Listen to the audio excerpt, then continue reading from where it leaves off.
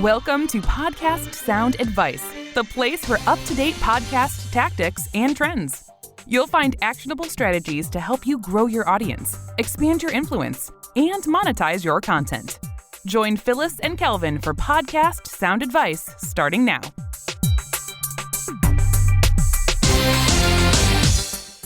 Welcome to the Sound Advice Podcast. We have a really great guest with us today. I'm really excited. We've been looking forward to this for a little bit. Joining us is Jennifer Owens of the Breadwinners podcast. If you don't know Jennifer, you're going to want to after hearing this interview today and talking with her. So Jennifer has worked for publications like healthywoman.org and the Working Mother Media. In addition to that, she's written for all kinds of publications. She helps other businesses right now with their entire messaging strategy and content strategy. So we're really super happy to have her with us today. So welcome, Jennifer. Thank you for having me. And Jennifer has been so nice. We had a little technical difficulty getting things set up today, and she a little. And she generously on a Friday afternoon generously just gave us a little extra time. So we really appreciate that too. It's the thing that keeps us all humble as we create all this content. Yeah, well, no kidding about that. Well, you know what, Kelvin? I know Jennifer's good people. And the one way we know that, other than she was so nice today, is that she's from Ohio. Oh, that's true. That's true. I grew up in North Ridgeville, up in Lorain County. Did I know that? I don't think I knew that. Maybe we talked about that before.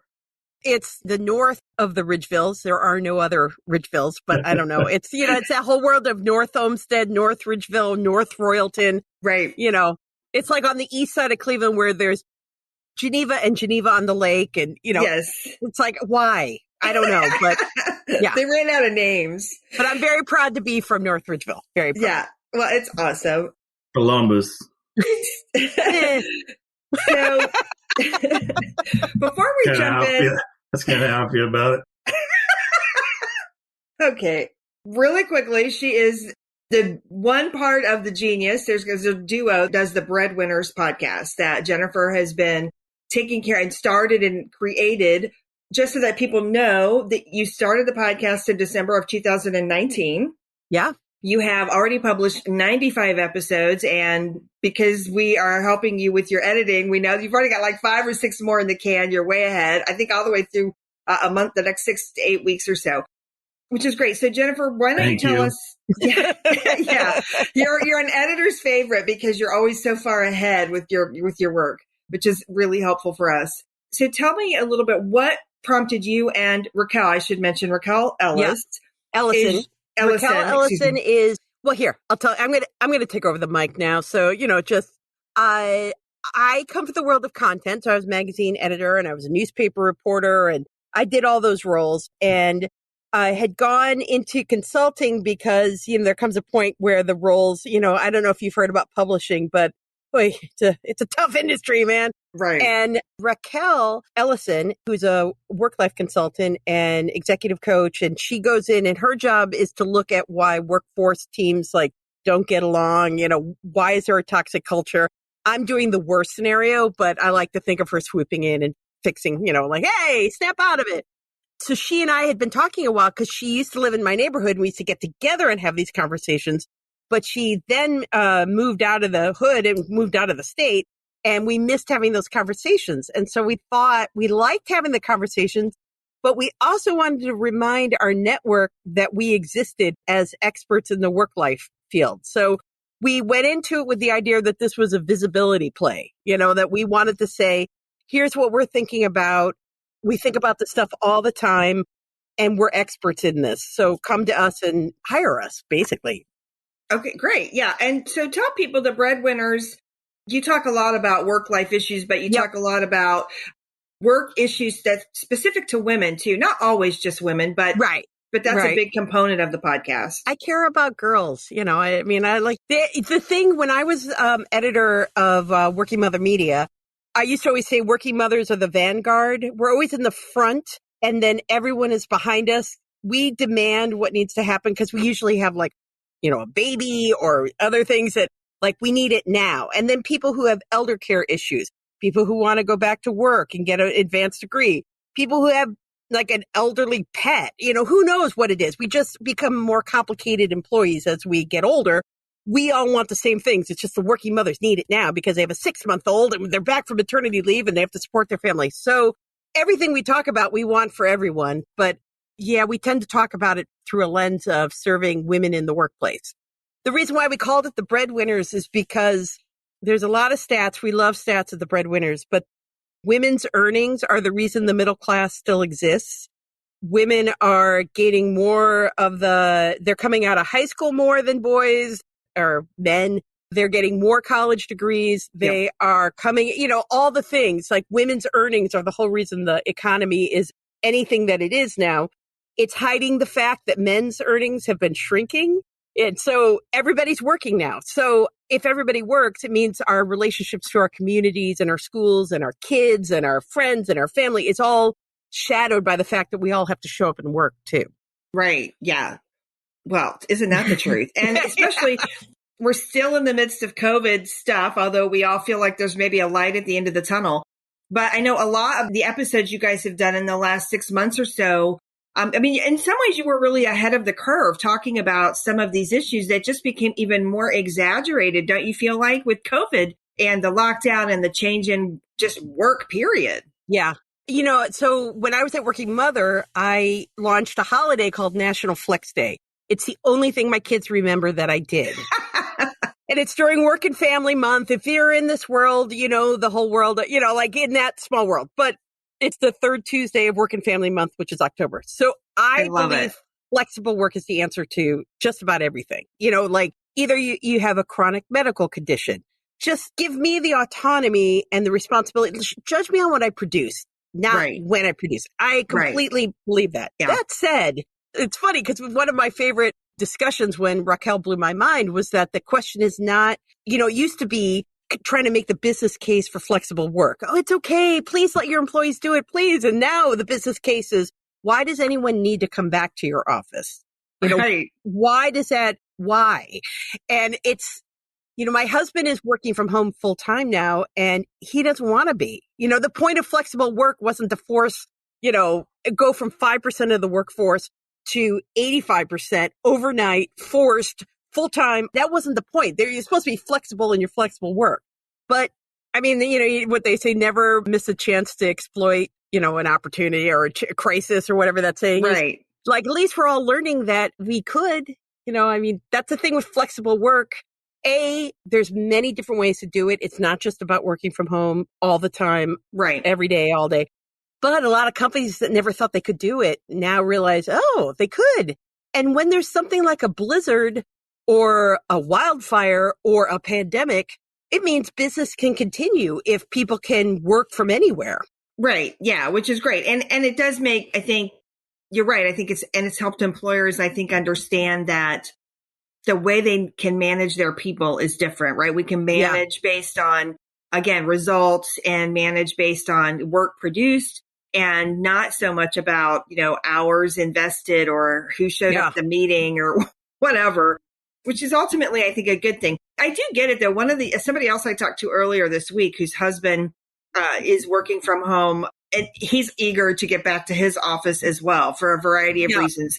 And some of it, I think, is, some of us are just really social people, right? And we just sort of miss our coworkers and they miss, I've been working from home forever, but not everybody has. And there is a social aspect to it. And it's also a little bit, I read an article the other day too about routine, right? Like some of it's routine, really like people used to stop and get coffee at the locals, whatever. And, they read their paper when they were just whatever, like they just had a routine. Completely. I miss being in transit. Yeah. Right.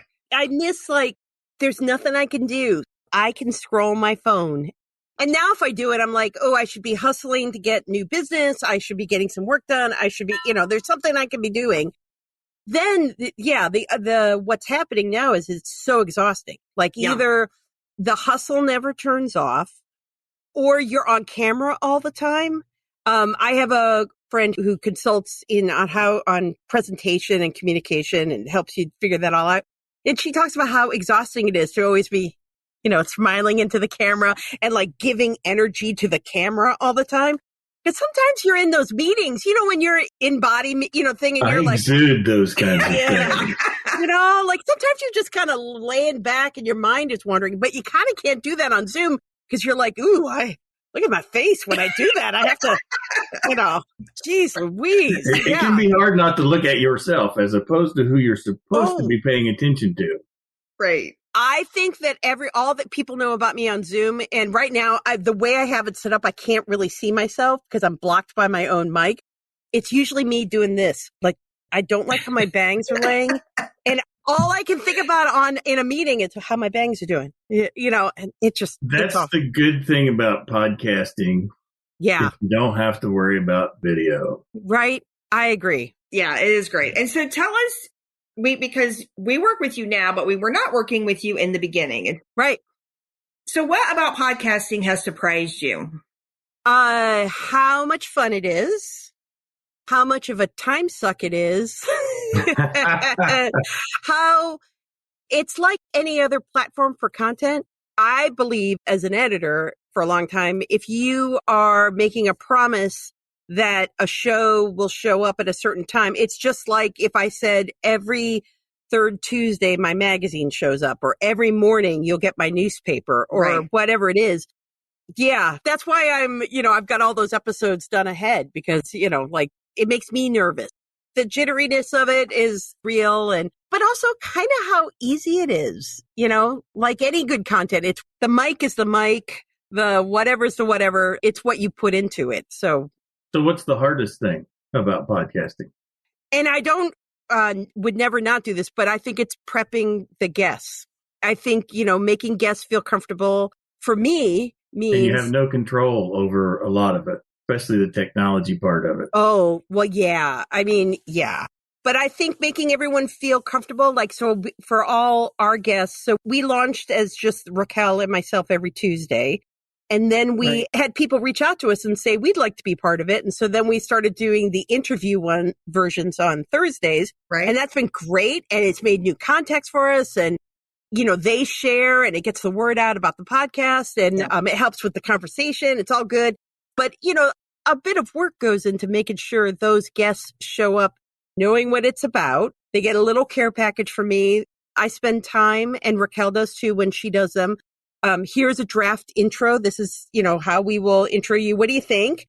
Also, here are a couple of questions and talking points. And I spend time figuring out who they are and trying to make them comfortable so that it then flows. And then you chit chat beforehand, make sure they feel comfortable. And all that takes a lot of work, and it's completely, and I'm telling you, 9 times out of 10, a guest will say, wow, I felt like I was in good hands. And I am completely flattered I'm so happy for them because I want them to show their best selves.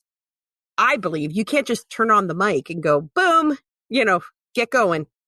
Start talking, lady, Yeah.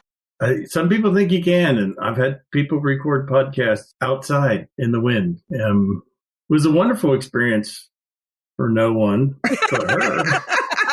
Well, that's the tech side too. And that's and that's where oh, geez, we don't see, you're looking at me, I'm in a closet next to my husband's shirts, but it's kind of working. You sound fabulous. Well, there you go. It's all right. I think that's a great point though, for people that want to do an interview style show or interviews occasionally even, is really understanding a lot of people don't do this on a regular basis. And even those of us who do it on a regular basis somewhat, right? We all benefit from feeling really comfortable, feeling confident.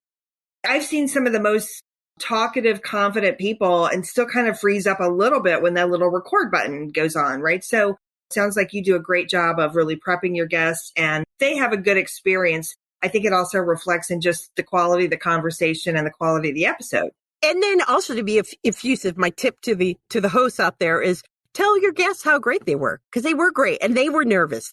They don't get interviewed a lot, or they've never been on a podcast. And while it's super common to us, it's still new to some people. That, thank them for their time and tell them how great they were. And we do ours early.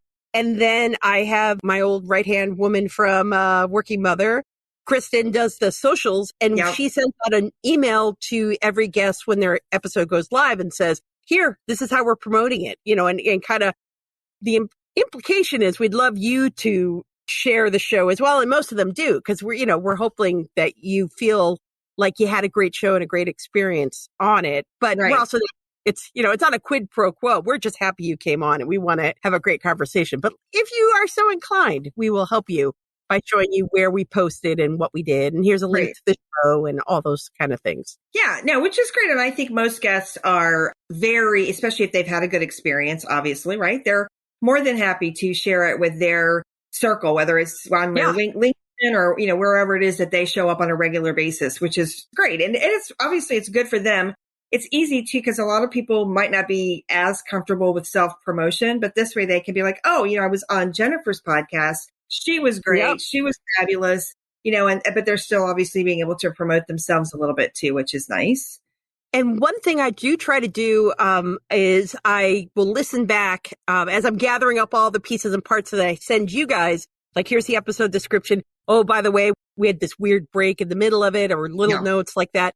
I will also try to listen for a nice quote that I can use later. And I have a script document for every show. And I put it there so when I go to promote them a month from now when their show goes live, I can take the post that Kristen makes for the general and then quote them on top of it on my own socials, for the Jennifer Owens socials. And then I kind of have an extra layer of like them getting quoted back. And I know I like it. People say, oh, you said something smart, like, wow. Yeah, I think that's a great idea. I love pulling out, especially, something really relevant and something that's easy for people to really just sort of recognize. It's kind of nice. Yeah.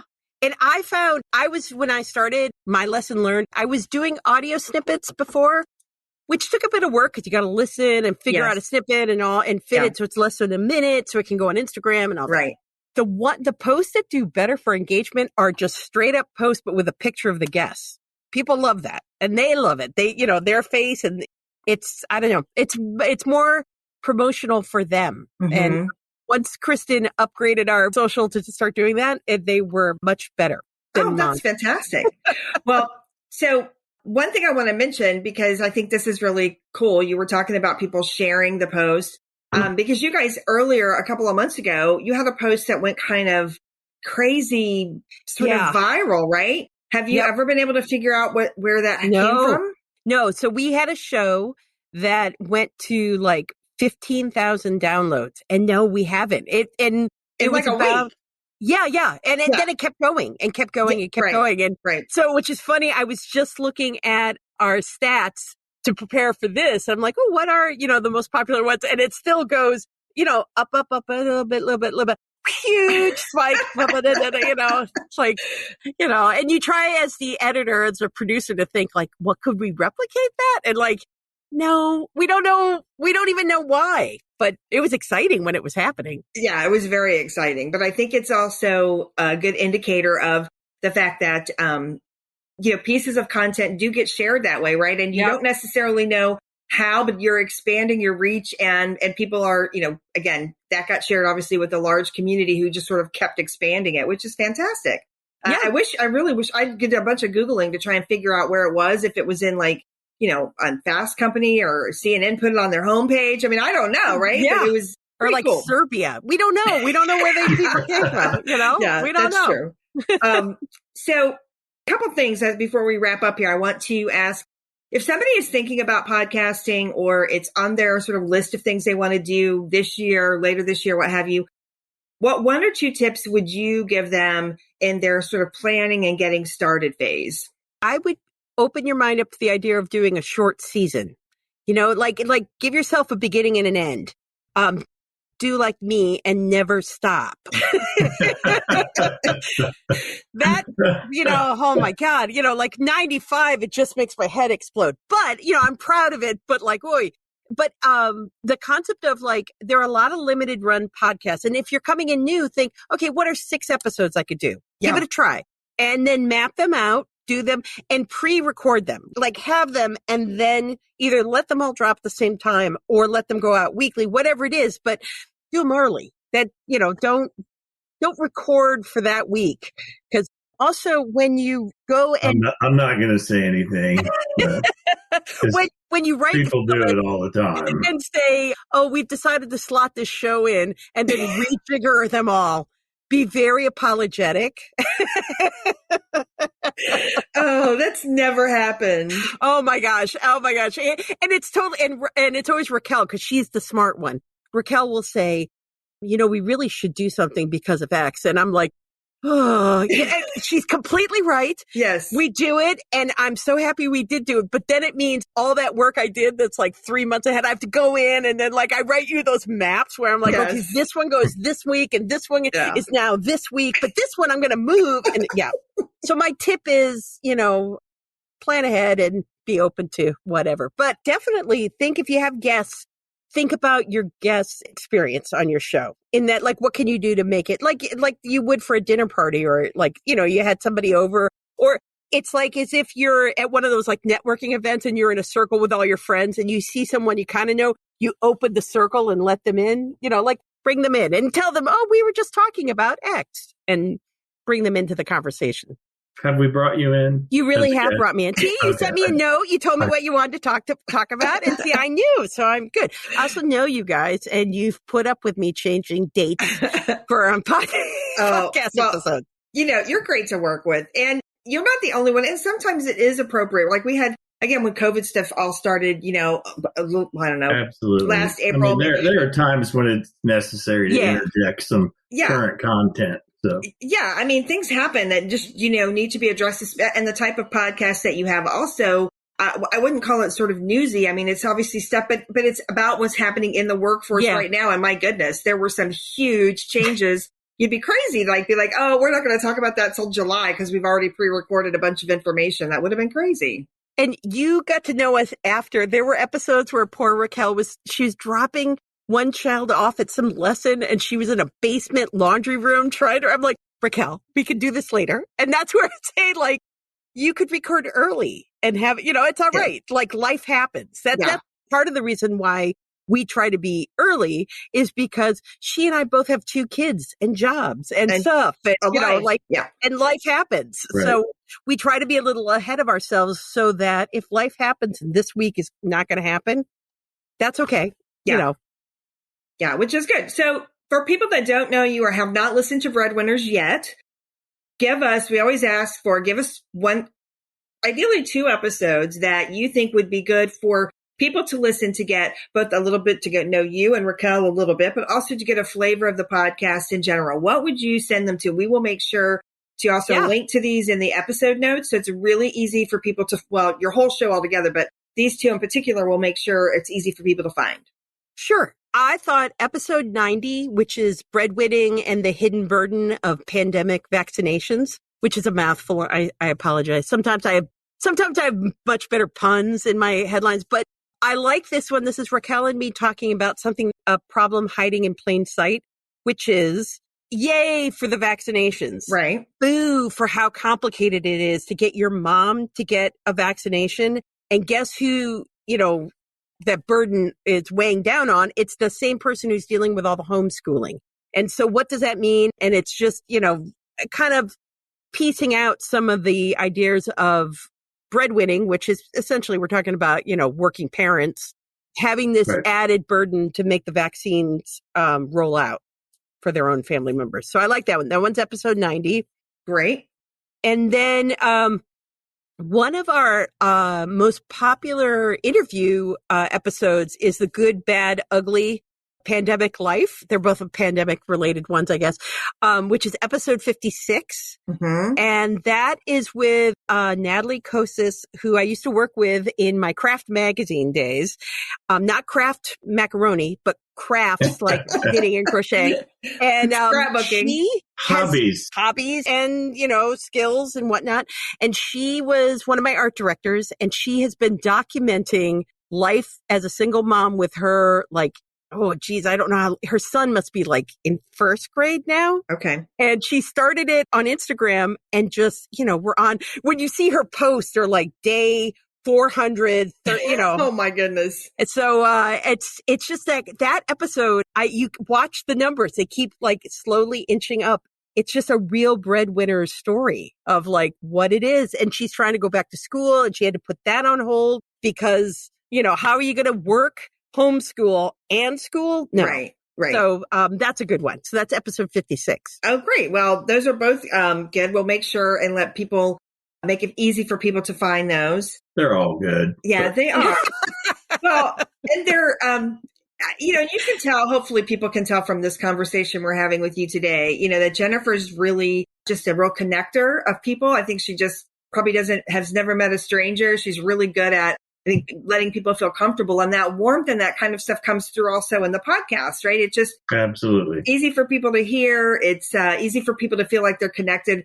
And especially, women, I would think people, but women in particular are going to really feel a kinship right away when hearing about a lot of the topics that you're talking about.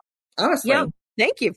I think there's a lot of research out there that it's nice to hear it in a bite-sized thing that people see what's happening, like you feel alone in it, but actually there are a lot of people who are like looking at this and saying, seriously, the childcare crisis is real, people, Yeah. So. Yeah. Well, it's about when I see, I can't remember her name, there's an MSNBC host who has a couple of school-age children. And she's constantly tweeting about it or just putting about all of them have on social media, children. excuse me, but hello, when I used to do TV interviews, particularly because the camera would be on and off for a working mother, inevitably the camera would go off for some commercial break. I'd be on for 2 minutes with a commercial break, and they would turn to me and they'd say, "Oh my God, I tell you," every single time. And I was always worried about a hot mic, so I never wanted to say something like, yes, Yeah. No, it's so true. Anyway, so I hope everybody listening goes and checks out Breadwinners. Definitely connect with Jennifer and a lot of the smart work that she's doing. She also produces a great newsletter is it just called The Pause? The Pause. Yeah. The pausenewsletter.com. You can find it there. It's on midlife women's health. Yeah. Which is fantastic. I love it. It's informational, but also almost always there's something funny that makes me laugh, which I like. It's perfect. So anyway, thank you for being a guest. Thank you for your patience and perseverance with us today. We really appreciate it. Absolutely. Thank you very much. We will let you know when this is airing, which will be in a couple weeks, but thanks so much. And well, let's hear it all to surviving pandemic land and moving forward. Yeah. All right. Thank you. That's our wrap for this episode. We hope you found today's sound advice helpful. Let us know what you think by leaving us a review. You can get more resources at podcastsoundadvice.com. Until next time.